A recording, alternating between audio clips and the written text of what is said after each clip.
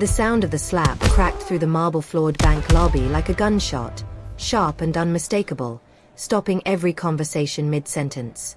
The Bank of Crestwood's main branch was usually a quiet place.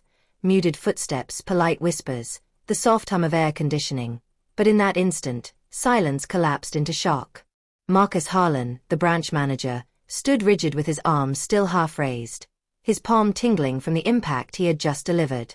In front of him, a black woman staggered back a step, her head snapping to the side as gasps rippled through the crowd. A folder of documents slipped from her hands and scattered across the polished floor like fallen leaves. For a heartbeat, no one moved.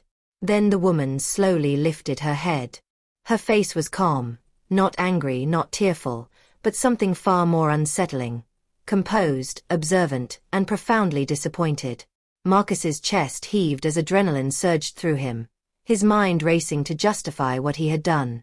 Moments earlier, he had been shouting at her, convinced she was another troublemaker trying to scam the bank. She had approached the VIP desk without an appointment, dressed simply in a dark coat and flats, her hair pulled back neatly, no jewelry flashing wealth. To Marcus, she looked like someone who didn't belong there. When she insisted, politely but firmly, that she needed immediate access to the executive account vault, Marcus's irritation had boiled over. He accused her of lying, of forging documents, of wasting everyone's time. She had tried to speak again, reaching into her bag, and that was when he snapped. "Don't touch anything," he yelled, striking her before security could intervene. Now, as the echo of the slap faded, Marcus felt the weight of dozens of eyes boring into him. Customers, tellers, guards, even the cameras blinking silently overhead. A security guard took a hesitant step forward, unsure whether to restrain the woman or his own manager. The woman bent down slowly and began collecting her papers, her hands steady despite the red mark blooming on her cheek. Marcus opened his mouth to speak, to assert his authority, but no words came out. Something about her stillness unsettled him. She stood upright again and finally spoke, her voice low but perfectly clear. "I believe," she said, "you've made a very serious mistake." Marcus scoffed, masking his sudden unease with arrogance. "You assaulted staff and tried to access restricted accounts," he snapped back. "You're lucky I don't call the police." At that moment, the glass doors at the front of the bank swung open. A group of sharply dressed individuals entered, their movements confident, purposeful. At the center of them was a man in an expensive suit who froze when he saw the scene. His eyes widened, not at Marcus, but at the woman. "Ma'am," he said, disbelief flooding his voice. The woman turned her head slightly. "I'll handle this," she replied calmly. The man swallowed hard. Around the lobby, whispers spread like wildfire. Marcus frowned. He didn't recognize the newcomers, but their posture screamed power. The man stepped forward, his voice shaking now. "Everyone, please remain calm. This woman is..." He stopped, glancing at her for permission. She gave a small nod. "This woman," he continued, "is Dr. Naomi Carter, Chief Executive Officer of Crestwood Financial Group." The words landed like a bomb. Marcus felt the blood drain from his face. His knees weakened, and for the first time since his promotion to manager, genuine fear clawed at his throat. He stared at the woman he had just struck, the woman who owned the bank, the woman who controlled his entire career, and realized his life had just split into before and after that single, irreversible moment. Time seemed to slow as the truth settled over the lobby, heavy and suffocating. Marcus's thoughts spiraled wildly, replaying the slap over and over, each time louder, harsher, more damning. Dr. Naomi Carter, CEO, billionaire, architect of Crestwood's meteoric rise, stood less than 3 feet away from him, her cheeks still flushed where his hand had landed. He wanted to speak, to apologize, to rewind reality itself, but his tongue felt useless in his mouth. Around them, employees stood frozen, their training manuals offering no guidance for a moment like this. Naomi adjusted her coat and handed the scattered documents to the stunned executive who had entered with her. "Thank you, Daniel," she said quietly. Her gaze returned to Marcus, not with rage, but with clinical focus. "Mr. Harlan," she said, reading his name from the badge clipped to his suit. "How long have you worked for Crestwood?" His voice came out hoarse. 10 years, ma'am."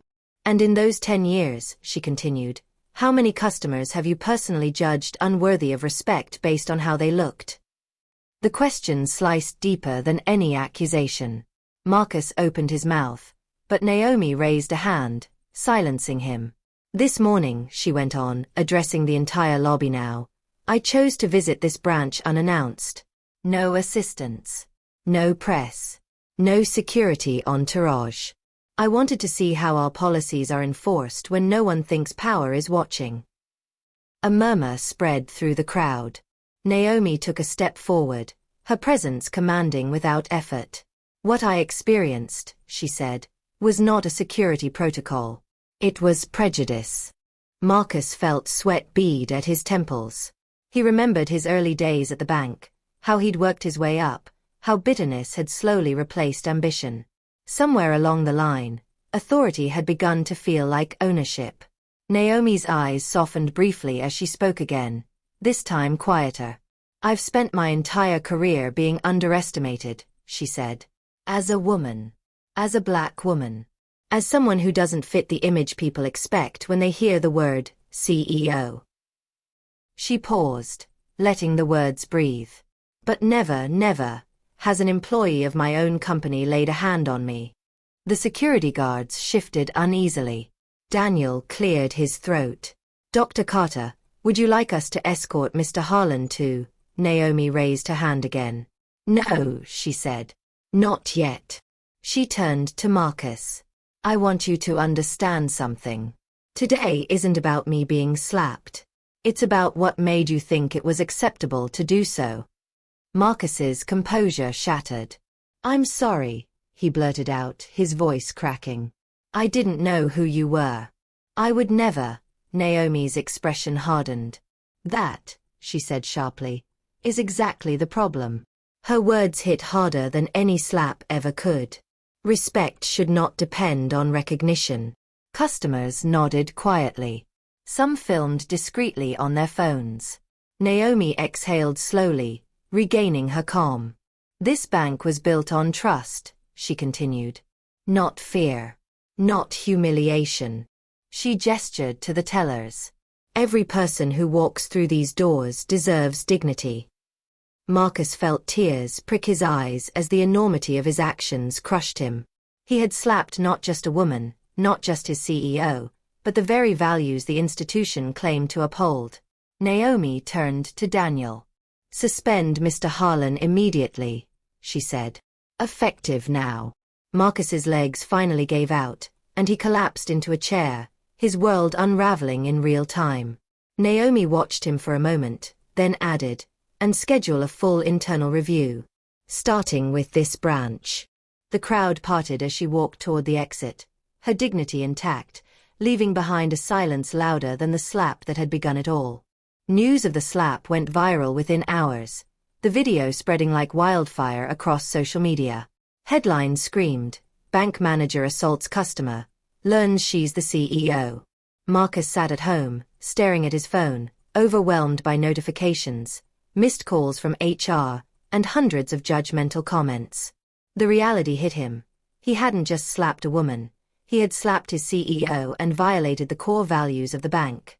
Naomi, meanwhile, addressed the situation strategically, meeting with executives and issuing a public statement condemning the act while announcing mandatory bias training and unannounced branch audits.